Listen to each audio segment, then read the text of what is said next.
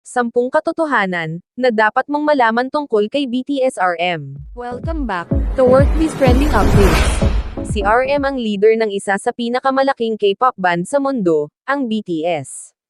Ang banda ay kilala sa makabuluhang musika nito na nangungusap sa mga tagahanga, at kadalasang nagdadala ng mga mensahe ng pag-asa, inspirasyon, at paghihikayat. Narito nga ang 10 katotohanan tungkol kay RM, na siguradong magugustuhan mo. 10. Ang pagsakay sa bisikleta, ang nagbibigay sa kanya ng kalayaan. Tulad ng alam ng lahat ng ARMY, mahilig si RM sa pagbibisikleta.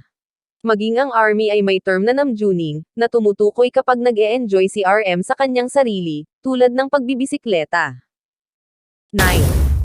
He loves nature. Maraming bagay ang gustong-gusto at hinahangaan ng kanyang mga tagahanga tungkol kay RM, at isa na dito ang kanyang pagmamahal sa kalikasan. Masaya nga si RM e-enjoy ang oras niya kapag nasa labas siya, habang pinagmamasdan ng mga puno, at makalanghap ng sariwang hangin. Isa din ito sa nagpapawala ng kanyang stress. 8.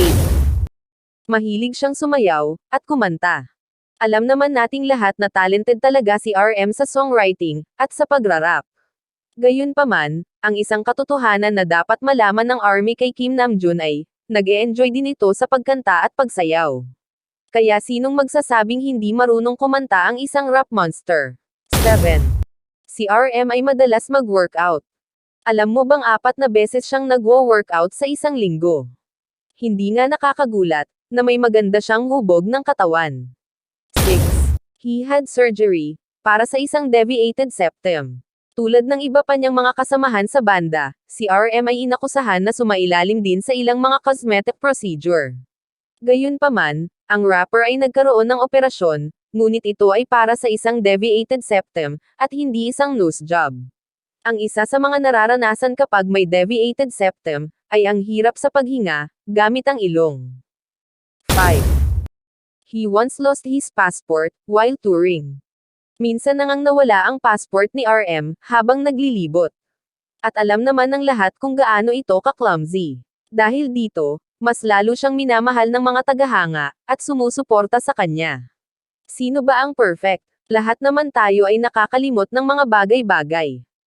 4. Nakakatulog siya kahit maliwanag ang paligid.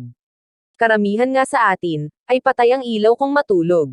Ngunit ibahin mo si RM. Dahil kaya nitong matulog, kahit sobrang liwanag ng paligid. 3. Ang kanyang hobbies. Mahilig nga siyang mag-surf sa web, walking in a park, cycling, photography, at mountain climbing.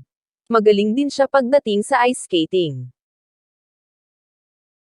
2. Sinusuportahan niya ang LGBTQ+ community.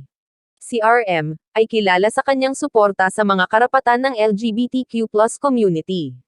Dahil alam niya na ang kanyang fanbase ay binubuo ng mga tao sa iba't ibang edad, lahi, at oryentasyon, at niyayakap at tinatanggap niya itong lahat. Ganyan kalawak ang pag-unawa ni RM. 1. Ang ideal type ni RM. Ang ideal type nga ni RM ay yung may pagkakapareho sila. Isang taong matalino, at malakas ang dating. Ibinahagi rin niya na gusto niya din ang babaeng sexy, maputi at may magandang boses. Gusto niya din ang matangkad na babae, thoughtful, and confident. Kung wala kang ganyan sa mga nabanggit, sumuko ka na girl, joke lang. Tandaan, pwedeng magbago yan, lalo na kapag ugali ang pinag-usapan. Mas nahuhulog ang mga lalaki, sa babaeng may magandang ugali, kaya may pag-asa ka pa. Thanks for watching, don't forget to subscribe, follow, like and share. Thank you and God bless.